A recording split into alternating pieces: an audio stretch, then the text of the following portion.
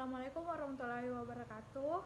Shalom, terima kasih atas kesempatan yang diberikan kepada kelompok kami untuk mempresentasikan hasil diskusi kami. Kami mengangkat tema yaitu keramik.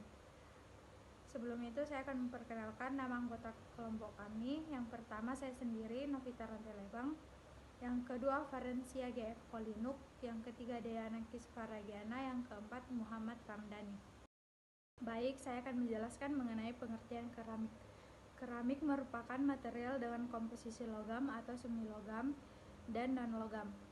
Keramik berasal dari bahasa Yunani yaitu keramikos yang berarti benda yang dibakar. Keramik penting sebagai material teknik karena mudah dijumpai di alam dan sifat fisiknya sangat berbeda dibanding dengan logam.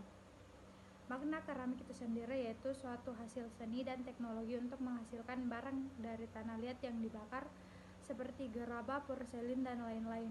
Namun tidak semua keramik dari klasifikasi keramik. Berdasarkan bahan penyusunnya, keramik dibedakan menjadi dua, yaitu keramik tradisional. Keramik tradisional adalah keramik yang dibuat dengan menggunakan bahan alam seperti kuarsa, kaolin, dan lain-lain. Adapun contoh dari keramik tradisional yaitu barang pecah belah atau dinnerware, keperluan rumah tangga atau tile dan bricks, dan industri yaitu refractory. Yang kedua, keramik halus. Keramik halus atau dalam bahasa Inggris fine ceramics adalah keramik yang dibuat dengan menggunakan oksida logam seperti Ai203, ZR02, dan Mg0 dan lain-lain. Penggunaan elemen tersebut digunakan untuk pemanas semikonduktor dan komponen turbin juga sangat berguna dalam bidang medis. Dalam membuat keramik, terdapat bahan-bahan tertentu yang dipergunakan oleh pembuat keramik tersebut dengan 3 macam bahan atau triaksial, yakni tanah liat, pasir, dan feldspar. Yang pertama yaitu tanah liat atau clay. Di dalam tanah liat terdapat 4 kandungan utama, yakni kaolinite, halloysite, montmorillonite, and illite. Dengan adanya perbedaan kandungan tanah liat, maka akan menghasilkan sifat yang berbeda-beda pula. Sifat yang penting dalam tanah liat adalah plastisitas, yang artinya kemampuan untuk dibentuk tanpa mudah retak, kemampuan untuk dilebur atau fusibilitas, bahan baku pasir atau kuarsa, dan sebagai bahan non-plastik atau fungsi. Yang kedua, pasir. Bahan baku pasir berfungsi sebagai bahan pengisi, namun jika penambahan terlalu banyak silikat dalam pasir, maka akan menyebabkan keretakan pada saat pembakaran berlangsung. Dan yang ketiga yaitu feldspar. Bahan baku dari feldspar berfungsi sebagai bahan pengikat dalam membuat keramik, serta menurunkan temperatur pembakaran. Ada beberapa jenis bahan feldspar yang diantaranya adalah K feldspar, Na feldspar, dan Ca feldspar. Feldspar yang disusun oleh K2O, Al2SO3, 6SiO2 ini merupakan suatu kelompok mineral yang berasal dari batuan karang. Pada saat keramik dibakar, maka feldspar meleleh dan membentuk lelehan gelas yang menyebabkan partikel-partikel clay bersatu bersama sehingga memberikan kekerasan dan kekuatan pada keramik. Feldspar sangat berguna karena mengandung soda dan potas sehingga tidak larut dalam air.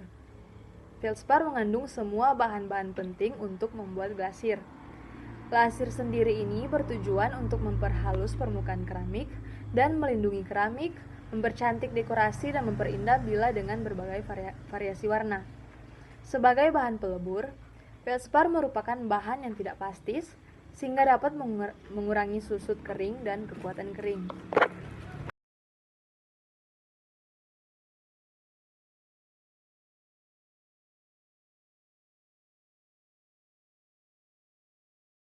Saya akan menjelaskan tentang sifat-sifat bahan keramik. Sifat yang umum dari bahan keramik adalah mudah sekali pecah atau rapuh. Nah, kebanyakan keramik ini, keramik yang pecah ini terjadi pada seperti keramik-keramik tradisional ya.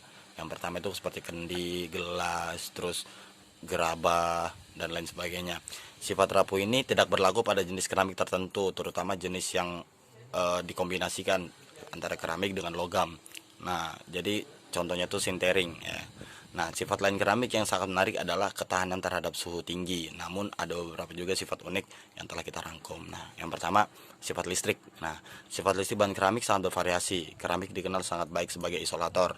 beberapa isolator keramik seperti BaTO3 dapat dipolarisasi dan digunakan sebagai kapasitor. Nah, sering pula digunakan bahan yang disebut dieelektrik. Bahan ini adalah isolator yang dapat dipolarisasi pada tingkat molekulatur.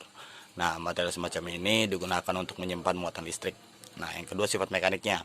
Keramik biasanya material yang kuat dan keras dan juga tahan korosi. Jadi, tahan korosi ini maksudnya tahan akibat chemical atau cairan. Jadi dia tidak mudah korosi gitu. Yang ketiga sifat kimianya, salah satu dari keramik ini adalah stabilan kimia. Sifat kimia dari permukaan keramik dapat dimanfaatkan secara positif. Nah, yang keempat sifat termal. Penting bahan keramik adalah kapasitas panas, koefisien ekspansi termal, konduktivitas termal. Kapasitas panas adalah kemampuan bahan untuk mengabsorpsi panas dari lingkungan. Panas yang diserap disimpan oleh padatan antara lain dan bentuk vibrasi atau getaran. Nah, yang kelima sifat optiknya. Bila cahaya mengenai suatu objek, cahaya dapat ditransmisikan, diabsorpsi atau dipantulkan. Bahan ini dapat kemampuan untuk mentransmisikan cahaya dan biasanya deskripsinya contohnya itu seperti transparan gitu. Nah, yang kesembilan proses pembuatan keramik, yaitu pertama pengolahan bahan. Nah, dalam pengolahan bahan ini prosesnya harus dilakukan yaitu pengukuran butir, penyaringan, pencampuran, pengadukan atau pengulian. Jadi dan pengkadaran air ya. Yang kedua pembentukannya nih. Pembentukannya ini mengubah bongkahan badan tanah lihat plastis menjadi benda-benda yang dikehendaki. Ada 3 teknik utama dalam bentuk benda keramik, yaitu pembentukan tangan langsung, teknik putar, dan teknik cetak. Yang ketiga, pengeringan. Setelah benda keramik selesai dibentuk, maka tahap selanjutnya adalah pengeringan. Tujuannya dari tahap ini adalah untuk menghilangkan air plastis yang terkait pada bahan keramik. Ketika badan keramik plastis dikeringkan, akan terjadi 3 proses penting. Yang pertama, air pada lapisan partikel lempung mendifusi ke permukaan, menguap sampai akhirnya partikel-partikel bersentuhan dan penyusutan pun berhenti. Yang kedua, air dalam pori hilang tanpa terjadi susut. Yang ketiga, air yang terserap pada permukaan partikel hilang. Yang keempat, pembakaran. Nah, pembakaran ini merupakan inti dari pembuatan keramik, di mana proses ini mengubah massa yang rapuh menjadi massa yang padat, keras, dan kuat. Nah, pembakaran ini dilakukan dalam sebuah tungku atau furnace suhu yang tinggi. Selama pembakaran, badan keramik mengalami beberapa reaksi-reaksi penting. Nah, pengglasiran merupakan tahap yang dilakukan sebelum dilakukan pembakaran glasir.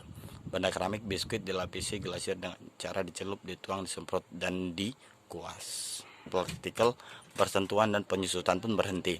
Yang kedua, air dalam pori hilang tanpa terjadi susut. Yang ketiga, air yang terserap pada permukaan partikel hilang. Yang keempat, pembakaran. Nah, pembakaran ini merupakan inti dari pembuatan keramik, di mana proses ini mengubah massa yang rapuh menjadi massa yang padat, keras, dan kuat.